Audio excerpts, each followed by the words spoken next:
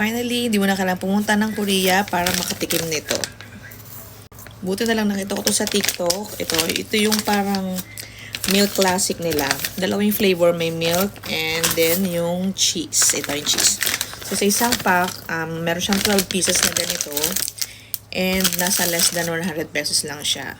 So ganito siya. Kung familiar kayo sa 1-1, pero mas masarap siya sa 1-1. Ako favorite ko yung milk na flavor.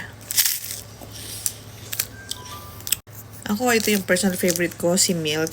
And yung cheese naman niya, kalasa niya, yung kung familiar ka dun sa chichirya natin dito na lumpiang Shanghai, yon para siyang ganon. Na lesser lang yung, yung saltiness niya.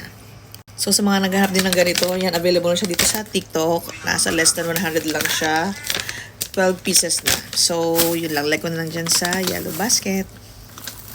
So, yan. Perfect din siyang kasabay ng nagko-coffee ako ngayon bago matulog. Tong kay Ma'am Ana Magkawas na decaf na cafe macchiato. So, yun lang guys. Good night.